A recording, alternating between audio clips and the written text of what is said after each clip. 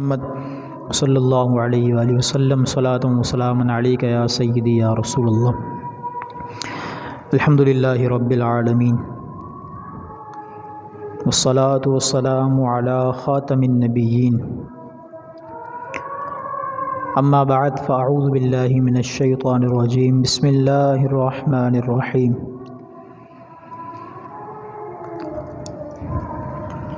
قال اللہ تعالی فی القرآن المجید والفرقان الحمید، ایاک نعبد و ایاک نستعین۔ وقال اللہ تعالی فی شان حبیبہ مخبرا وآمرا، ان اللہ وملائکتہ یصلون علی النبی یا ایھا الذین آمنوا صلوا علیہ وسلموا تسلیما۔ صلی اللہ علی النبی الامی وآلہ صلی اللہ علیہ وسلم، صلاۃ و سلام علیک یا سیدی یا رسول اللہ۔ اللہم رب اشرح لی صدری ویسر لی امری واحلل عقدۃ من لسانی یفقہوا قولی۔ حمد و صلات کے بعد اللہ جل جلالہ و عم نوالہ کا فضل و احسان کہ اس نے ہمیں جمعۃ المبارک کی برکت والی ساعتیں عطا فرمائیں۔ اللہ رب العالمین کی بارگاہ میں دعا ہے کہ ہم سب کو آج کے دن کی برکتوں سے مالا مال فرمائے، اور اس مبارک دن کے صدقے ہم سب کی اور ہمارے تمام مرحومین کی مغفرت فرمائے۔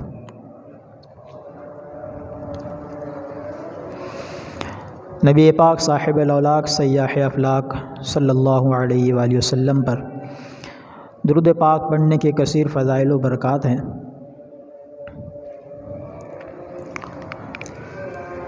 پیارے آقا صلی اللہ علیہ وآلہ وسلم کے ارشاد پاک کا خلاصہ ہے کہ جس نے مجھ پر شوق اور محبت کی وجہ سے 10 مرتبہ صبح اور 10 مرتبہ شام درود پاک پڑھا تو میں قیامت کے دن اس کی شفاعت کروں گا۔ صلو علی الحبیب صلی اللہ تعالی علی محمد وعلی آلہ واصحابہ وبارک وسلم، صلاۃ و سلام علیک یا سیدی یا رسول اللہ۔ الحمدللہ رجب مرجب کا بابرکت مہینہ ہمارے درمیان جلوہ گر ہے۔ یہ اللہ تبارک و تعالی کا مہینہ ہے، اور جس کو حدیث میں ارشاد فرمایا گیا کہ عبادت کے بیج بونے کا مہینہ ہے، تو یقیناً حرمت والے مہینوں میں سے، عظمت والے مہینوں میں سے ایک مہینہ ہے۔ اسی کی برکت والی ساعتوں میں ہم جمعۃ المبارک کے دن مسجد میں حاضر ہیں۔ اللہ کریم ہماری اس حاضری کو اپنی بارگاہ میں قبول فرمائے، ہم سب کے لیے بخشش و مغفرت اور نجات کا ذریعہ بنائے۔ پچھلے جمعۃ المبارک کو ہم نے سورہ فاتحہ کی 2 آیات کی تفسیر اور اس کے متعلق چند مضامین سماعت کیے تھے۔ آج انشاءاللہ عز و جل سورہ فاتحہ آیت نمبر 4، ایاک نعبد و ایاک نستعین، اس کے متعلق ہم انشاءاللہ چند باتیں سماعت کریں گے۔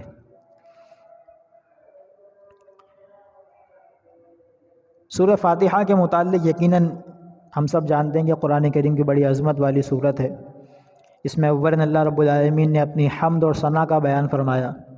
اپنے رحمان الرحیم ہونے کا بیان فرمایا، اور پھر آگے چل کر یہ ارشاد فرمایا جو کہ بندوں کے ایک قول کو اللہ تبارک و تعالیٰ نے بیان فرمایا، یعنی ایک اللہ تبارک و تعالیٰ کے فرما بردار بندے کی کہی ہوئی بات، یا جو وہ کہتا ہے، جو وہ اظہار کرتا ہے، اس کو اللہ تبارک و تعالیٰ نے یہاں اپنے کلام کے ذریعے تعبیر کیا۔ فرمایا ایاک نعبد و ایاک نستعین، کہ اے اللہ عز و جل ہم تیری ہی عبادت کرتے ہیں اور تجھ ہی سے مدد طلب کرتے ہیں۔ یعنی 2 باتوں کو یہاں پر بیان کیا گیا کہ عبادت بھی ہم تیری کرتے ہیں اور مدد بھی ہم تجھ ہی سے مانگتے ہیں۔ تو 2 چیزیں یہاں اس آیت کریمہ کے اندر بیان کی گئیں۔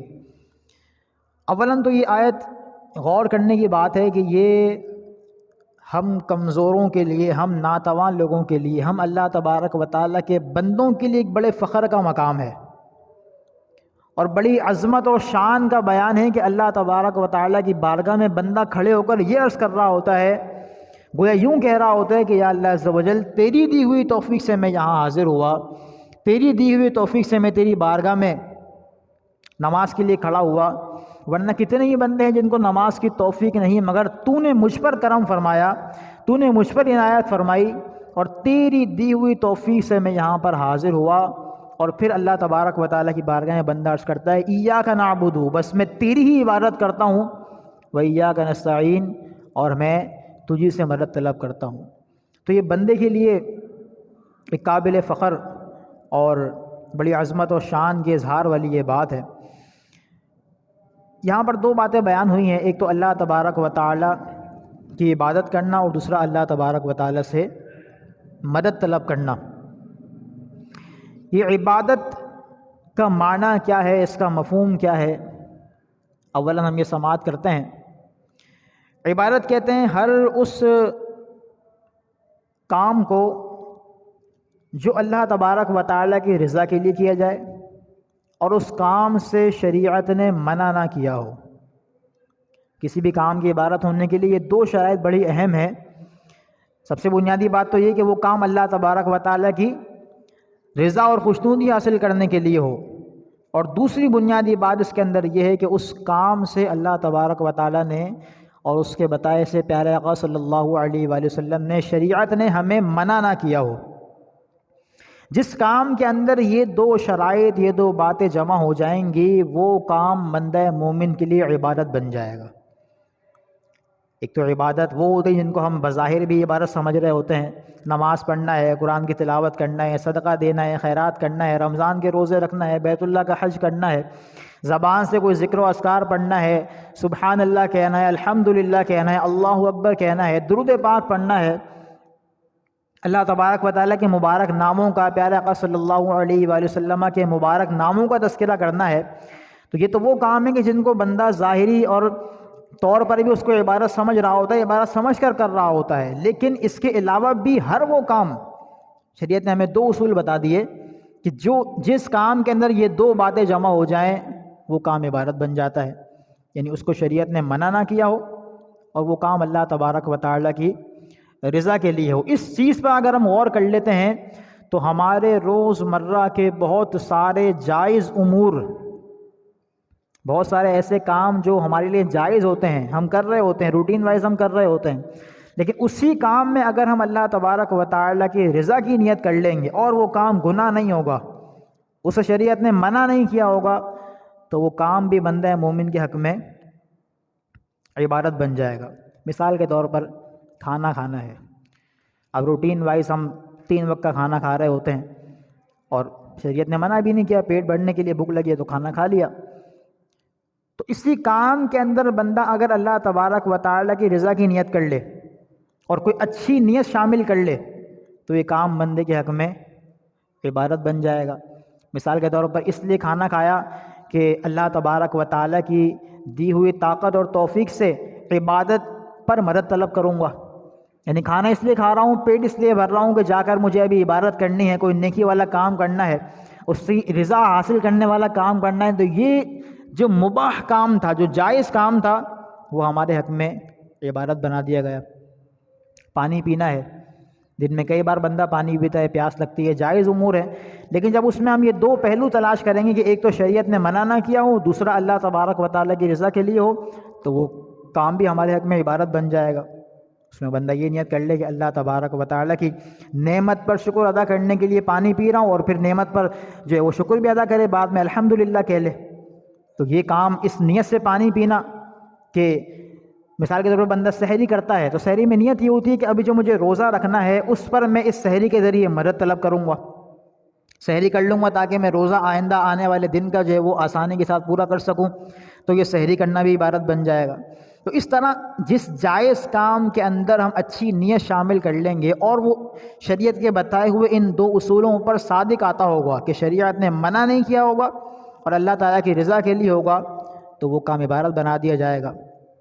جس کے حلال طلب کرنا ہے، کام کاج کرنا ہے، روٹین وائز ہم روزانہ صبح اٹھتے ہیں، اللہ کی دی ہوئی توفیق سے نماز فجر ادا کرتے ہیں اگر توفیق ملی تو، ورنہ تو اس کے ویسے ہی جو ہے وہ کام کاج پر نکل جاتے ہیں۔ تو یہ جائز امور ہیں، کام کرنا ہے، رزق حلال کمانا ہے، جائز، لیکن بندہ اس میں اگر یہ نیت کر لے کہ مجھے پیارے آقا صلی اللہ علیہ وآلہ وسلم کا یہ فرمان بھی معلوم ہے کہ الکاسب حبیب اللہ، کہ اپنے ہاتھ سے کما کر کھانے والا اللہ تبارک و تعالیٰ کا حبیب ہوتا ہے، اس فرمان پر عمل کی نیت سے میں محنت کر کے کما رہا ہوں، تو یہ کام بھی اس کے لیے عبادت بن جائے گا۔ اپنی روزمرہ کی ضروریات پوری کرنی ہے، اس کے لیے کمانا ہے، کام کاج کرنا ہے، لیکن نیت ساتھ یہ شامل کر لے کہ میں نے یہ حدیث مبارکہ بھی سن رکھی ہے کہ اپنی آل اولاد پر جن کے جو بندے کے زیر کفالت لوگ ہوتے ہیں ان کی کفالت کرنے کے لیے جو مال بندہ خرچ کر رہا ہوتا ہے، اس میں اگر وہ اللہ تبارک و تعالیٰ کی رضا کی نیت شامل کر لے تو وہ مال خرچ کرنا اس کے لیے صدقہ بن جاتا ہے۔ تو میں اس نیت سے کما رہا ہوں تاکہ میں اپنی جو میری ذمہ داریاں ہیں ان کو پورا کر سکوں، اللہ تبارک و تعالیٰ کی دی ہوئی نعمت جو میری اولاد ہے، جو میرے اہل و عیال ہیں، ان کو میں ان کے کفالت کر سکوں۔ تو یہ کمانا، کام کاج کی طرف بندے کا جانا بڑھنا، یہ اس کے حق میں عبادت بن جائے گا۔ تو اس طرح ہم غور کرتے جائیں، ہمارے روزمرہ کے بہت سارے ایسے کام ہیں کہ اس میں ہم اگر اچھی نیت شامل کرتے چلے جائیں گے تو وہ کام ہمارے لیے عبادت بنتا جائے گا۔ علماء کرام نے یہ ایک عمل ہے نا، ہم ابھی گھر سے نکلے اور مسجد کی طرف آ گئے، مسجد میں بیٹھے ہوئے ہیں، علماء کرام جو نیت کا علم جانتے ہیں، جو اللہ تبارک و تعالیٰ کی دی ہوئی توفیق سے ان امور کو جاننے والے ہیں کہ بندہ ایک کام میں جتنی بھی اچھی نیتیں بڑھا لے اس کے بعد ثواب اتنا بڑھا کر دیا جاتا ہے، تو علماء کرام نے 40 اچھی نیتیں بیان فرمائی ہیں صرف گھر سے نکل کر مسجد تک نماز کے لیے آنے اور یہاں سے واپس جانے کے لیے۔ بندہ گھر سے نکلے تو نکلنے سے پہلے ذہن یہ بنا لے کہ میں اللہ تبارک و تعالیٰ کے حکم پر لبیک کہتا ہوا مسجد جا رہا ہوں، پھر اس میں ساتھ یہ نیت بڑھا لے کہ راستے میں اگر کوئی مسلمان ملے گا سلام کر کے، سلام کرنا ایک نیت، کیونکہ یہ بھی ثواب کا کام ہے، سلام کروں گا اور سلام کر کے اس کو نماز کی دعوت دوں گا، تو رضا الہی کے لیے آنا ایک نیت ہوئی، سلام کر کے آؤں گا 2 نیتیں ہو گئیں، کوئی نماز راستے میں مل گیا تو اس کو نماز کے لیے لے آؤں گا 3 نیتیں ہو گئیں، مسجد پہنچنے تک راستے میں کوئی اگر تکلیف دہ چیز نظر آئی تو اس کو ہٹا کر مسلمانوں کو راستے سے تکلیف دہ چیز دور کرنے کا ثواب کماؤں گا، یہ ایک اور نیت شامل ہو گئی۔ مسجد پہنچنے تک جب مجھے مسجد کی زیارت ہوگی نظر آئے گی تو اللہ تبارک و تعالیٰ کے گھر کی زیارت کروں گا، یہ بھی ایک نیت ہو گئی۔ مسجد کو دیکھ کر درود پاک پڑھنے کا حکم ہے تو درود پاک پڑھوں گا، یہ ایک نیت ہو گئی۔ اس طریقے سے میں مسجد پہنچوں گا تو کسی مسلمان کو سلام کروں گا، کوئی اگر کئی دنوں بعد نظر آیا تو خیر خیریت پوچھوں گا، کوئی بیمار ہوا تو بیمار پرسی کروں گا، کوئی نماز میں حاضر نہ ہو سکا تو اس سے عیادت کروں گا۔ ہمارے بزرگان دین نماز میں جماعت میں حاضر نہ ہونے والوں سے عیادت کیا کرتے تھے کہ تمہاری نماز ضائع ہوئی، وجہ کیا رہی، کس معاملے کی بنا پر تمہاری نماز قضا، جماعت قضا ہو گئی۔ تو یہ نیت جتنی بندہ اپنے کاموں کے اندر بڑھاتا جائے گا اس کا ثواب ملٹی پلائی ہوتا جائے گا، اور کام بندہ ایک کرے گا لیکن اچھی نیتیں اگر 40 بڑھا لے گا تو ان 40 نیتوں پر 40 مرتبہ عمل کرنے کا بندے کو ثواب مل جائے گا۔ تو یہ ہے اللہ تبارک و تعالیٰ کی عبادت کہ بندہ بھلائی کے کام کرتا رہے، جائز امور اختیار کرے، مگر ساتھ ساتھ اس میں اللہ تبارک و تعالیٰ کی رضا کی نیت بڑھا لے تو یہ اس کے حق میں عبادت بن جاتا ہے۔ ایک بڑی پیاری مثال بیان کی گئی عبادت کے متعلق کہ عبادت کی توفیق جو بندے کو ملتی ہے یہ گویا اللہ تبارک و تعالیٰ کی طرف سے ایک امانت ہوتی ہے۔ ایک صحابی رسول بیان فرماتے ہیں کہ میں عرب کے کسی دیہات کے علاقے میں نماز پڑھنے کے لیے گیا، اور وہاں پر جب میں مسجد کے باہر کھڑا تھا تو میں نے ایک شخص کو دیکھا کہ وہ آیا، اپنی اونٹنی پر سوار تھا، اونٹنی سے وہ اترا اور اتر کر اس نے اونٹنی کو وہیں چھوڑا اور جا کر نماز پڑھنے میں مشغول ہو گیا، اور بڑے اطمینان اور بڑے پرسکون انداز میں تمام جو ہے نماز کے ارکان کو مکمل کرتے ہوئے اس نے نماز پڑھی۔ لیکن نماز پڑھنے کے بعد جب وہ واپس آیا تو دیکھا کہ اس کی اونٹنی وہاں موجود نہیں ہے۔ گیا تھا نماز پڑھنے کے لیے، آیا واپس، اونٹنی کو دروازے پر چھوڑ کر گیا تھا، واپس آیا تو اونٹنی موجود نہیں تھی۔ جب اس نے یہ معاملہ دیکھا تو اس نے بڑے اخلاص کے ساتھ، یعنی عبادت میں سب سے پہلی جو عبادت کی سیڑھی ہے وہ اخلاص ہے کہ بندے کے اندر اخلاص پایا جائے۔ یہ 2 امور جو میں نے آپ کے سامنے بیان کیے ہیں کہ ایک تو جائز امور ہوں، دوسرا اللہ تعالیٰ کی رضا کے لیے ہوں، اس میں سب سے تیسری اور بنیادی چیز یہ ہے کہ وہ عمل خالصتاً اللہ تبارک و تعالیٰ کی رضا کے لیے ہو۔ ورنہ ہم گھر سے نکلے، ساری نیتیں ہم نے کر لی، نماز پڑھنے آئے اور نماز پڑھتے وقت بڑے اچھے انداز میں نماز پڑھ لیں، نیت یہ ہے کہ برابر والا دیکھے کہ میں نماز کیسی پڑھ رہا ہوں،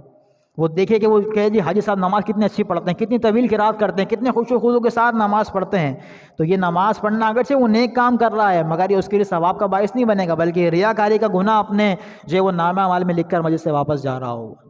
تو صرف اخلاص اللہ تبارک و تعالیٰ کی رضا کے لیے عبادت ہو. تو نماز پڑھ کے جب وہ واپس نکلے تو دیکھا اونٹنی موجود نہیں ہے. بڑے اخلاص کے ساتھ اس نے اللہ تبارک و تعالیٰ کی بارگاہ میں عرض کی کہ اے مولا کریم، میں تیری امانت کو ادا کرنے میں مشغول تھا، جو میرے پاس تیری امانت تھی میں اس کی ادائیگی میں لگا ہوا تھا، میری اونٹنی تیرے پاس امانت تھی.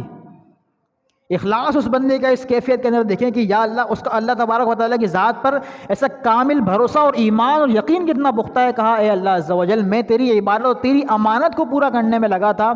میری اونٹنی تیرے پاس امانت تھی، اگر میری امانت کی ادائیگی تیری بارگاہ میں قبول ہے تو مجھے میری امانت واپس لوٹا دے.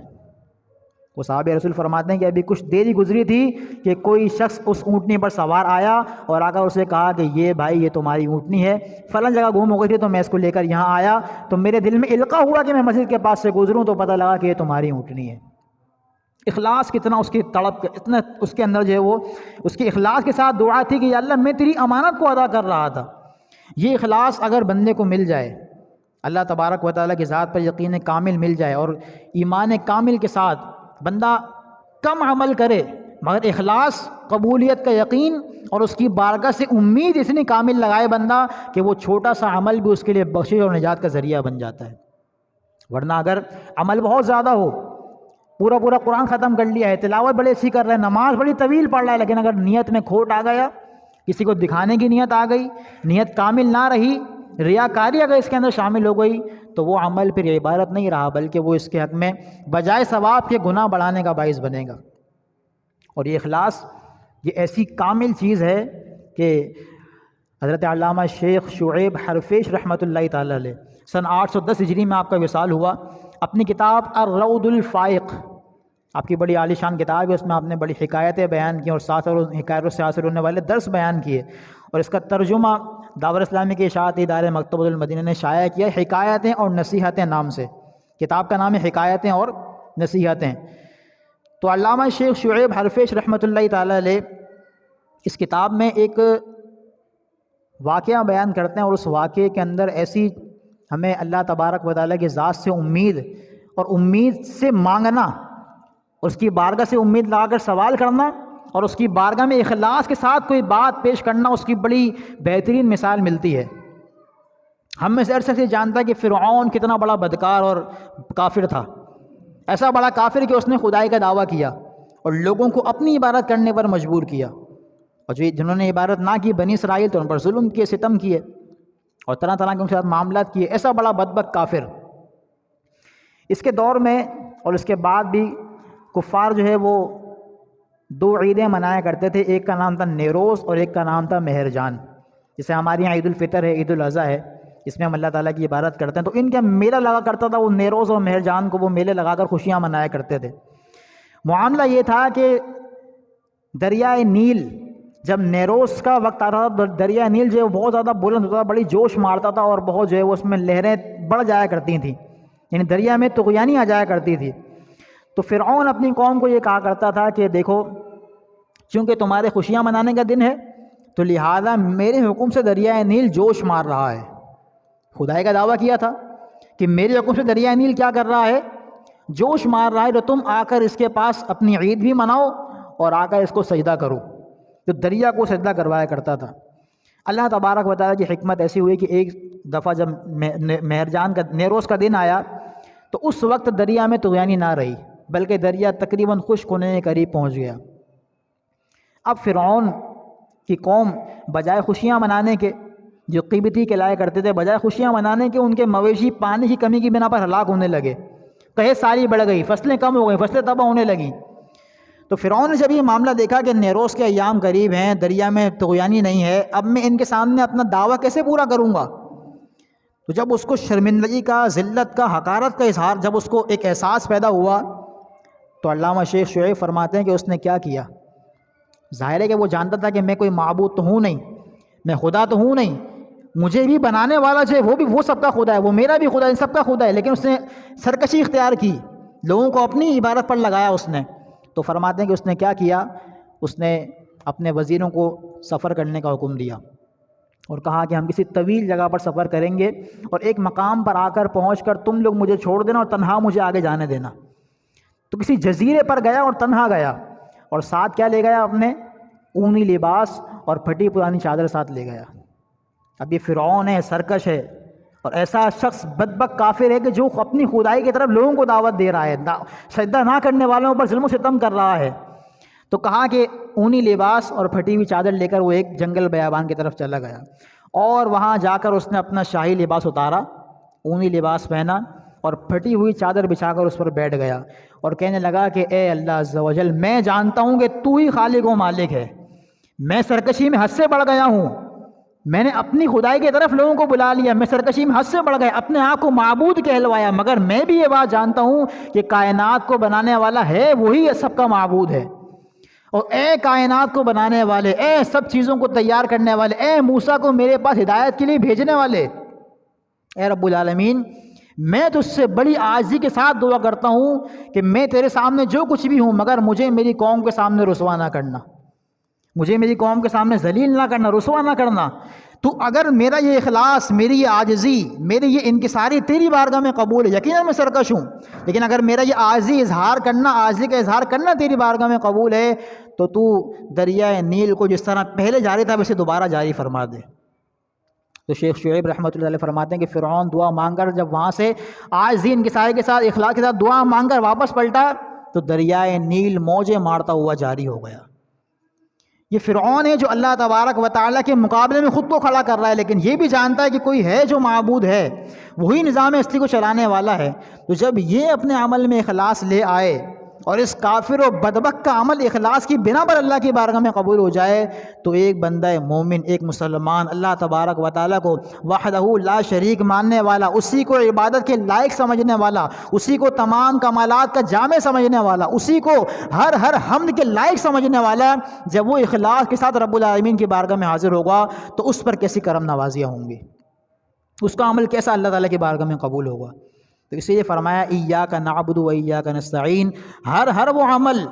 جس میں اللہ تبارک و تعالیٰ کی رضا ہو اور خالص اللہ تبارک و تعالیٰ کی رضا کے لیے کیا جا رہا ہو تو وہ عمل یقیناً اللہ تعالیٰ کی بارگاہ میں قبول بھی ہوتا ہے اور اسی عمل پر بندے کو ثواب بھی حاصل ہوتا ہے۔ اور یہی ہے عبادت کا مفہوم بھی یہی ہے۔ تو کوشش کیا کریں کہ جب بھی کوئی بھی عمل کریں، کوئی جائز امور ہی کیوں نہ کریں اگرچہ، تو اس میں بھی اللہ تبارک و تعالیٰ کی رضا کی نیت شامل کر لیا کریں، اچھی نیتیں شامل کر لیا کریں کہ جائز عمل میں جتنی اچھی نیتیں ہم بڑھائیں گے اتنا ہمارے نام اعمال میں انشاءاللہ ثواب کا ذخیرہ جمع ہوتا جائے گا۔ اس آیت کریمہ کا صرف ایک جو جز ہے وہ ایاک نعبد، وہ ابھی بیان ہوا ہے انشاءاللہ ایاک نستعین، جس میں اللہ تبارک و تعالیٰ سے مدد طلب کرنا، اور مدد طلب کرنے کے معنی و مفاہیم کیا ہیں، کہ کیا بندوں سے مدد طلب کرنا جائز ہے یا نہیں، اللہ تبارک و تعالیٰ کیسا مددگار ہے، اس کی عطا سے بندے کیسے مددگار ہیں، انشاءاللہ ذرا اس موضوع پر ہم اگلے جمعے کو سماعت کریں گے۔ اللہ کریم کی بارگاہ میں دعا ہے کہ ہم نے جو کچھ بھی سنا اس پر عمل کرنے کی توفیق عطا فرمائے، اور تمام تر عبادتوں میں، تمام تر جائز اور نیک امور میں اخلاص کے ساتھ ہمیں کاربند رہنے کی توفیق عطا فرمائے۔ ایک چھوٹی سی بات یہ کہ اللہ تبارک و تعالیٰ کی عبادت ہم سنتے ہیں، کئی دفعہ جو ہے نا اس کی طرف توجہ بھی کرتے ہیں اور دل بھی کرتا ہے کہ ہم بھی عبادت کرنے والے بن جائیں، لیکن کیا ہے کہ ہمیں اپنے نفس کو مارنا پڑے گا، اللہ تبارک و تعالیٰ کی بارگاہ میں حاضر ہونا پڑے گا۔ قبولیت ہونا یا نہ ہونا یہ اس کی مشیت ہے کہ میں عمل جو کر رہا ہوں وہ قبول ہے یا نہیں، لیکن میری ذمہ داری یہ بنتی ہے کہ میں کم از کم عمل تو کروں۔ اب ہم جو اذان کی آواز کانوں میں پڑے اور گھر میں بیٹھے رہیں، یا اذان کی آواز کانوں میں پڑے اور ہم جو کام کاج میں لگے رہیں، یا اذان کی آواز کانوں میں پڑے اور ہم کمبل ڈال کر دوسری طرف کروٹ لے کر سو جائیں، اور پھر یہ عمل کریں کہ پھر یہ کہیں کہ جناب میں کہاں اس قابل کہ میں اللہ کی بارگاہ میں حاضر ہوں۔ سیدنا ذوالنون مصری رحمۃ اللہ تعالیٰ علیہ بڑے مشہور بزرگ ہیں، بڑے مشہور ولی اللہ تعالیٰ کے، آپ جب بھی اذان کی آواز سنتے تھے، جب بھی اذان کی آواز سنا کرتے تھے، کہتے تھے یا اللہ عز و جل میرے قدم اس قابل نہیں کہ تیری بارگاہ میں چل کر آؤں، میرے ہاتھ اس قابل نہیں کہ تیری بارگاہ میں دعا اور تکبیر کے لیے اٹھاؤں، میری زبان اس قابل نہیں کہ تیری بارگاہ میں تلاوت کا نذرانہ پیش کروں، میرا سر اس قابل ہی نہیں کہ میں تیری بارگاہ میں سجدہ کر سکوں، میرا وجود اس قابل نہیں کہ میں تیری بارگاہ میں کھڑا کر سکوں، لیکن ان سب چیزوں کے باوجود میں جانتا ہوں کہ حکم تیرا ہے، میں اس قابل نہیں، لیکن حکم تیرا ہے، چونکہ حکم تیرا ہے تو میں تیرے حکم کی پابندی کرنے پر مجبور ہوں۔ میں اس قابل نہ ہوتے ہوئے بھی، کسی لائق نہ ہوتے ہوئے بھی تیرے حکم پر تیری بارگاہ میں حاضر ہوتا ہوں۔ اور پھر جب نماز پڑھتے تھے تو حال کیا ہوتا تھا، اس قدر روتے تھے کہ آپ کے مریدین رونے کی وجہ پوچھتے تھے کہ کیا معاملہ ہے، کیوں روتے ہیں؟ کہتے ہیں جب بھی میں نماز پڑھتا ہوں تو میرا خیال یہ ہوتا ہے کہ میرے آگے گھڑا کھدا ہوا ہے جو کہ قبر ہے، میرے پیچھے شیر ہے جو کہ موت بن کر جو ہے میرے پیچھے آ رہا ہے، اور جہنم ایک طرف جہنم ہے، ایک طرف سیدھی طرف جنت ہے، الٹی طرف جہنم ہے۔ مجھے نہیں پتا کہ اس گڑھے میں گرنے کے بعد جب شیر مجھ پر حملہ کر دے گا، موت مجھ پر آ جائے گی، گڑھے میں گرنے کے بعد میں سیدھی طرف والوں میں ہوں گا یا الٹی طرف والوں میں، اس بات کا مجھے علم نہیں، اور میں اسی امید پر اللہ تبارک و تعالیٰ کی بارگاہ میں گریہ وزاری کرتا ہوں کہ وہ مجھے اس گڑھے میں جانے کے بعد سیدھی طرف والوں میں شامل فرمائے۔ اور جب بھی نماز پڑھتے تھے نیت یہ کرتے تھے، اپنے مریدین کو سمجھاتے ہوئے بتاتے ہیں کہ جب بھی میں نماز پڑھتا ہوں نیت یہ ہوتی ہے کہ شاید یہ میری زندگی کی آخری نماز ہے، یہ سوچ کر میں نماز پڑھتا ہوں کہ اب مجھے اس نماز کے فوراً بعد اللہ تبارک و تعالیٰ کی بارگاہ میں حاضر ہونا ہے۔ تو کیسا اخلاص، کیسی کامل عبادت ہوا کرتی ہوگی۔ اللہ کریم ہم سب کو ان بزرگان دین کی برکت عطا فرمائے، ان کی سیرتوں پر عمل کی توفیق عطا فرمائے، اور جو کچھ سنا اس پر بھی عمل کرنے کی توفیق مرحمت فرمائے، آمین بجاہ نبی الامین صلی اللہ علیہ وآلہ وسلم۔ پچھلے جمعہ المبارک کو میں نے قرات کے متعلق یہ مسئلہ بتایا تھا، لیکن اس پورے ہفتے میں جب نوٹ کیا دیکھا تو ابھی بھی اس میں کچھ کمی پائی جا رہی ہے۔ یاد رکھیں یہ مسئلہ کہ جب بھی آپ نماز میں قرات کر رہے ہوں تو اس میں صرف ہونٹ ہلانے سے آپ کی قرات کا فرض ادا نہیں ہوگا، کم از کم اتنی آواز سے پڑھنا ہوگا جس سے کوئی رکاوٹ نہ ہونے کے باوجود کوئی ہمارے کان جو ہے نا اپنے آواز کو سن لیں۔ اگر کوئی شور ہے، کوئی رکاوٹ ہے، کوئی اور وجہ ہے تو وہ ایک الگ بات ہے، لیکن خاموشی ہے، سناٹا ہے، تو کم از کم اتنی آواز لازمی ہو کہ تلاوت کی آواز ہمارے اپنے کان جو ہے وہ سن لیں۔ اور جب آپ جماعت میں نماز پڑھ رہے ہوں، جماعت کے ساتھ ان تسبیحات پڑھنے میں یا اتحیات وغیرہ پڑھنے میں، کیونکہ تلاوت تو کرنی نہیں ہے، یہ بھی مسئلہ بیان کیا تھا کہ امام کے پیچھے آپ نے کچھ نہیں پڑھنا، لیکن بعض اوقات ظاہر سی بات ہے کہ ابھی سردی کا ماحول ہے، سناٹے، تو آواز لگتی ہے، فیل ہوتا ہے بعض اوقات یہاں تک آواز لگتی ہے کہ سورہ فاتحہ پڑھ رہے ہوتے ہیں، حالانکہ امام کے پیچھے کوئی قرات نہیں کرنی۔ امام اعظم رحمۃ اللہ علیہ کا فرمان ہے، اور آپ نے جو احادیث کریمہ سے مسئلہ ارشاد فرمایا وہ یہی ہے کہ امام کی قرات مقتدی کے لیے کافی ہے۔ سورہ فاتحہ بھی جو امام پڑھ رہا ہے، پیارے آقا صلی اللہ علیہ وسلم نے ارشاد فرمایا کہ تم میں سے کون ہے جو نماز میں مجھ سے جھگڑا کر رہا تھا، حدیث مبارکہ ہے، تم میں سے مجھ سے قرات کے معاملے میں جھگڑا کون کر رہا تھا؟ صحابہ کرام اس کی تفسیر پوچھی کہ کیا کس سے مراد کیا ہے؟ فرمایا جب میرے پیچھے نماز پڑھ رہے ہو تو پھر میری قرات تمہارے لیے کافی ہے، امام کی قرات تمہارے لیے کافی ہے۔ تو سورہ فاتحہ بھی آپ نے نہیں پڑھنی، اور جب اپنی نماز پڑھ رہے ہوں یا جماعت میں تسبیحات وغیرہ پڑھ رہے ہوں تو کوشش کیا کریں کہ آواز صرف اپنے کانوں تک رہے، دور تک نہ جائے، ورنہ اتنی کوفت ہوتی ہے، بعض اوقات بلند آواز سے پڑھ رہے ہوتے ہیں، جب اپنی نماز ہم پڑھ رہے ہوتے ہیں تو ساتھ ساتھ وہ پھر متشابہات لگ رہے ہوتے ہیں، برابر والے بھی ڈسٹرب ہو رہے ہوتے ہیں۔ اور بعض اوقات ایسا ہے، ہمارے نمازی نے اس بات کا اظہار کیا ہے کہ میں جب فلاں شخصیت کو دیکھتا ہوں تو میں ان سے کچھ دور کھڑا ہوتا ہوں، کیونکہ وہ پڑھتے اتنی تیز آواز سے ہیں کہ پھر میری اپنی جو نمازیں مجھے متشابہات لگتے ہیں۔ تو اس کا خیال رکھا کریں، آواز زیادہ بلند بھی نہ ہو اور اتنی کم بھی نہ ہو کہ صرف ہونٹ ہل رہے ہوں۔ ہونٹ صرف ہلانے نہیں ہیں، آواز نکالنی ہے، لیکن اتنی کہ صرف اپنے کان سن لیں اور دوسروں تک آواز اس کی نہ جائے۔ اللہ کریم ہم سب کو عمل کرنے کی توفیق عطا فرمائے، آمین بجاہ نبی الامین صلی اللہ علیہ وآلہ وسلم۔ سنتیں ادا فرما لیجیے۔